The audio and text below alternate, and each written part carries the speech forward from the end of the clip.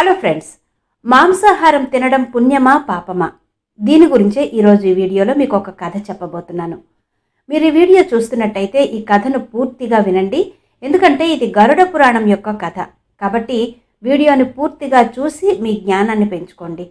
శ్రీకృష్ణుడు చిన్నతనంలో ఉన్నప్పుడు ఈ సంఘటన జరిగింది. ఒకసారి శ్రీకృష్ణుడు చెట్టు కింద వేణువు వాయిస్తూ ఉండగా ఒక జింక పరిగెత్తుకుంటూ వచ్చి అతడి వెనుక దాక్కుంది. ఆ జింక చాలా కంగారుగా ఉంది. శ్రీకృష్ణుడు దాని తలను నిమురుతూ ఏం జరిగింది అని అడిగాడు. అప్పుడు ఆ జింకను వెంబడిస్తూ ఒక వేటగాడు కూడా అక్కడికి వచ్చి, ఇది నా వేట, నాకివ్వు అన్నాడు. దీనిపై నాకు హక్కు ఉంది అని ఆ వేటగాడు శ్రీకృష్ణుడితో వాదించాడు. అప్పుడు శ్రీకృష్ణ భగవానుడు ప్రతి జీవికి దాని స్వంత హక్కు ఉంటుంది అని చెప్పాడు. అప్పుడు వేటగాడు కోపంతో ఇది నా వేట అని చెప్పాడు. నేను వండుకుని తింటాను అని చెప్పాడు. అప్పుడు శ్రీకృష్ణ భగవానుడు ఏ ప్రాణినైనా చంపి తినడం పాపం కిందకు వస్తుంది అన్నాడు. అప్పుడు ఆ వేటగాడిలా అన్నాడు, మాంసం తినడం పుణ్యమో పాపమో తెలుసుకోవడానికి నేను మీ అంత చదువుకోలేదు, కానీ జంతువును చంపి తింటే నష్టం లేదని నాకు తెలుసు అని చెప్పాడు. అంతేకాదు రాజులు కూడా వేటాడేవారు కదా, మరి అది పాపమా పుణ్యమా అని అడిగాడు. అప్పుడు శ్రీకృష్ణ భగవానుడు ఇలా అన్నాడు, మొదట నేను ఈ చివరి అంశంపై ఎలాంటి అభిప్రాయం చెప్పను. నా ఈ చిన్న కథ విన్న తర్వాత మాంసాహారం తినడం పుణ్యమా లేదా పాపమా, మాంసం తినాలనుకుంటున్నారా లేదా అని మీరే సమాధానం చెప్పండి అని ఆ వేటగాడితో చెప్పాడు శ్రీకృష్ణుడు. అప్పుడు శ్రీకృష్ణుడు తన కథను చెప్పడం ప్రారంభించాడు. ఒకప్పుడు మగధలో ఆహార సంక్షోభం ఏర్పడింది. ఈ సమస్యను త్వరగా పరిష్కరించకపోతే భద్రపరిచిన ధాన్యం నిధి కూడా తరిగిపోతుంది అని రాజు ఆందోళన చెందాడు.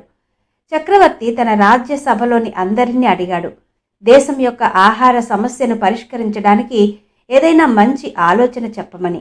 దీంతో మంత్రులందరూ తీవ్ర ఆలోచనలో పడ్డారు. వరి, గోధుమలు, బంగాళాదుంపలు మొదలైన పంటలు పండించడానికి చాలా శ్రమ పడాలి. కానీ అన్నీ మంచిగా ఉంటేనే అవి సాధ్యమవుతాయి. కానీ వర్షాలు ఎక్కువ వచ్చినా తక్కువ వచ్చినా అది మొత్తం పాడైపోతుంది. అయితే అక్కడే ఉన్నాడు ఒక మంత్రి. తనకు వేటాడడం అంటే మహా ఇష్టం. ఈ సందర్భంగా ఏర్పాటు చేసిన సభలో ఆయన మాట్లాడుతూ చౌకైన ఆహార పదార్థం మాంసాహారమేనని చెప్పాడు. దీనికోసం పెద్దగా డబ్బు ఖర్చు చేయాల్సిన అవసరం లేదు, ఇందులో పౌష్టికాహారం కూడా ఉంటుంది అని చెప్పాడు. సామంతులందరూ దీనికి మద్దతు పలికారు. కానీ మగధ ప్రధానమంత్రి మాత్రం మౌనంగా ఉండిపోయాడు. చక్రవర్తి ప్రధానిని అడిగాడు, మీరెందుకు మౌనంగా ఉన్నారు, మీ అభిప్రాయం ఏంటి అని. అప్పుడు మాంసాహారం అత్యంత చౌకైన ఆహారం అనే ప్రకటన సరైందని నేను నమ్మడం లేదు అన్నాడు ప్రధాని. అయితే ఈ అంశంపై రేపు నా అభిప్రాయాలను మీ ముందుంచుతాను అని చెప్పి సెలవు తీసుకున్నాడు. అదే రోజు రాత్రి ప్రధానమంత్రి మాంసాహారాన్ని ప్రతిపాదించిన మంత్రి ఇంటికి చేరుకున్నాడు. ఇంత అర్ధరాత్రి తన ఇంటికి వచ్చిన ప్రధానిని చూసి అతను కొంచెం భయపడ్డాడు. ప్రధాని ఆ మంత్రితో సాయంత్రం మహారాజు అస్వస్థతకు గురయ్యారని చెప్పారు. అతని పరిస్థితి చాలా విషమంగా ఉంది. ఎవరిదైనా శక్తిశాలి మనిషి యొక్క మాంసం కనుక దొరికితే రాజు ప్రాణాన్ని కాపాడవచ్చని రాజవైద్యుడు చెప్పాడు. మీరు మహారాజుకు అత్యంత నమ్మకస్తులు, అందుకే నీకంటే యోగ్యుడెవరు, దీనికోసం మీరు కావలసిన ధరను మీరు వసూలు అడగండి, ఇస్తాను అని చెప్పాడు. మీకు కావాలంటే ఈ పని కోసం మీకు 1,00,000 బంగారు నాణేలు కూడా ఇస్తాను, అంతేకాదు మీకు ఒక పెద్ద బంగ్లా కూడా ఇస్తాను అని చెప్పాడు. నేను నీ హృదయాన్ని బాకుతో కోసి కేవలం 2 పౌండ్ల మాంసాన్నే బయటకు తీస్తాను అని ఆ మంత్రితో చెప్పాడు. ఇది విన్న అతని ముఖం పాలిపోయింది. అతను ఆలోచించడం ప్రారంభించాడు. అసలు జీవించడానికి జీవితమే లేనప్పుడు నేను 1,00,000 బంగారు నాణాలను ఏం చేసుకుంటాను, మరియు పెద్ద ఎస్టేట్ ఉండి నాకేంటి ప్రయోజనం అనుకుంటూ అతను వెంటనే లోపలికి పరిగెత్తాడు. మళ్ళీ తన సేఫ్ నుండి 1,00,000 బంగారు నాణాలు తెచ్చాడు. నాణాలు ఇచ్చిన తర్వాత ప్రధాని పాదాలు పట్టుకున్నాడు. ప్రభు, నేను నా దగ్గర ఉన్న 1,00,000 నాణాలను కూడా మీకు ఇస్తాను. ఈ డబ్బుతో మీకు వేరే మనిషి యొక్క హృదయాన్ని తీసుకోండి, కానీ నన్ను మాత్రం వెళ్ళనివ్వండి. ఈ విషయం మరెవరికీ తెలియకూడదు అన్నాడు. అప్పుడు ప్రధాని మాట్లాడుతూ, మీరు శారీరకంగా దృఢంగా ఉన్నారు, అందుకే రాజుగారి వైద్యునికి మీ పేరే చెప్పాను.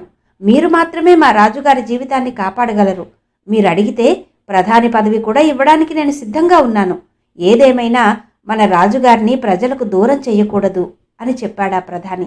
అప్పుడు ఆ మంత్రి ప్రధాని కాళ్ళ మీద పడి, దీనికి నేను అర్హుడును కాను అని వేడుకున్నాడు. నేను బ్రతికి లేనప్పుడు నాకు ప్రధానమంత్రి పదవి లేదా రాజసింహాసనం వచ్చినా నేనేం చేస్తాను? మీకు కావాలంటే మీరు తీసుకోవచ్చు, కానీ నా ప్రాణాన్ని తీసుకోకండి. ఈ ఇంటిని, నా సంపదనంతా మీకు అప్పగిస్తున్నాను.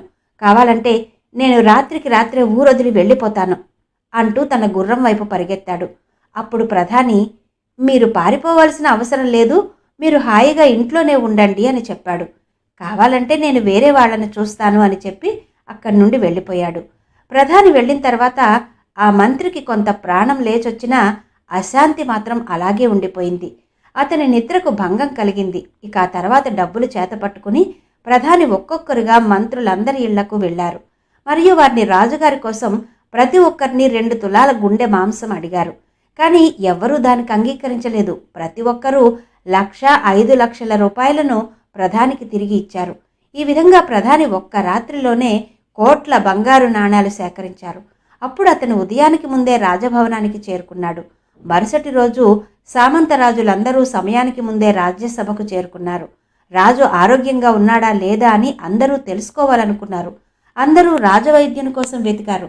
మహారాజు రాజ్యసభకు వచ్చేంత వరకు ఏ సామంతరాజు రాజభవనాన్ని విడిచి వెళ్లకూడదని ప్రధాని సైనికులకు ఆదేశాలు జారీ చేశారు. ఈలోపు రాజుగారు వచ్చి తన సింహాసనంపై కూర్చున్నారు. సామంతులంతా ఇది చూసి ఆశ్చర్యపోయారు. రాజుకు ఎక్కడా అస్వస్థత అనిపించలేదు. వారికి ఏమీ జరగలేదు.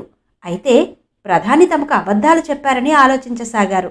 ప్రతి భూస్వామ్య ప్రభువు మనస్సులో ఈ ఆలోచన నడుస్తోంది. కానీ ఎవరూ ఎవరికి ఏమీ చెప్పలేదు. అప్పుడు ప్రధాని 1,00,00,000 బంగారు నాణాలు రాజు ముందుంచాడు.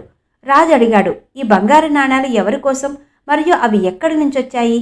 అప్పుడు ప్రధాని, 2 తులాల మాంసానికి ఇంత డబ్బు వసూలు చేశానని, అయితే మాంసం మాత్రం లభించలేదని ప్రధాని అన్నారు. సామంత ప్రభువులు తమ ప్రాణాలను కాపాడుకోవడానికి ఈ కరెన్సీలను మనకిచ్చారు అని కూడా చెప్పారు. కాబట్టి మాంసం ఎంత ఖరీదైందో ఇప్పుడు మీరు ఆలోచించండి అన్నాడు. అప్పుడు రాజుకి మొత్తం విషయం అర్థమైంది. అప్పుడు ఆ రాజు ధాన్యాగారం నుండి గింజలు తీసి తమ దగ్గర పనిచేసే కార్మికులకు ఇవ్వమని ఆజ్ఞాపించారు. తక్షణమే పోషక విలువలున్న కూరగాయలు సాగు చేయాలని ఆదేశించారు. 1,00,00,000 బంగారు నాణాలను ఈ ప్రయోజనం కోసం మరియు కార్మికుల సంక్షేమం కోసం ఖర్చు చేశారు. అలా సాగు వేసిన కూరగాయలు ఎంతో వేగంగా పెరిగాయి. ఇది ప్రజలకు మరింత ప్రయోజనం చేకూర్చింది మరియు పోషకాహారాన్ని కూడా అందించింది. కొంతకాలం తర్వాత వాతావరణం అనుకూలించడంతో వ్యవసాయం మరింత ముందుకు సాగింది. ఈ విధంగా రాష్ట్రంలో ఆహార సంక్షోభం తొలగిపోయింది. ఫ్రెండ్స్, శ్రీకృష్ణ భగవానుడు ఈ కథ ద్వారా మనకు జీవిత విలువను వివరించాలనుకున్నాడు. తద్వారా మనం మన జీవితాన్ని ఎలా ప్రేమిస్తామో అదేవిధంగా అన్ని జీవులు తమ జీవితాన్ని ప్రేమిస్తాయనే విషయాన్ని మర్చిపోకూడదు అని మనకు చెప్పారు. మీరు చంపి తింటున్న జీవులకు వాటి ప్రాణాలను కాపాడుకునే అవకాశం కూడా లేదు. అనాగరికత కేవలం మానవ రక్తం ప్రవహించే ప్రాంతాలకే పరిమితం కాదు. స్వార్థం కోసం ఒక జీవిని చంపడం కూడా అనాగరికత అంటారు. మన జీవితంలోని పాపాలకు ప్రాయశ్చిత్తం కోసం మన జీవితమంతా మంచి పనులు చేయడానికి ప్రయత్నిస్తాం. కానీ ఇటువంటి తప్పులు మనల్ని వదిలిపెట్టవు. ఆ శాపం ఈ జన్మలోనే కాదు, వచ్చే జన్మ వరకు మనల్ని వదలదు. కాబట్టి జీవహింస పాపం మరియు మాంసాహారం కూడా పాపం అని చెప్పాడు. భగవంతుని నుండి ఈ జ్ఞానాన్ని పొందిన తర్వాత వేటగాడు పరిపూర్ణుడయ్యాడు మరియు పరిపూర్ణ జ్ఞానాన్ని పొందాడు. ప్రాణం తీయడంలో కాదు, ప్రాణం ఇవ్వడంలోనే గొప్ప ఉందని తెలుసుకున్నాడు. వేటగాడు భగవంతుని ముందు ముకుళిత హస్తాలతో నమస్కరించి అక్కడి నుంచి వెళ్ళిపోయాడు మరియు తాను జీవితాంతం ఎవరిని బాధ పెట్టనని ప్రమాణం చేశాడు. ఫ్రెండ్స్, చూశారు కదా, మీరేమనుకుంటున్నారు? ఏవైనా సూచనలుంటే క్రింద కమెంట్ బాక్స్లో చెప్పడం మాత్రం మర్చిపోకండి. అలాగే మా వీడియోని లైక్ చేయడం కూడా మర్చిపోవద్దు.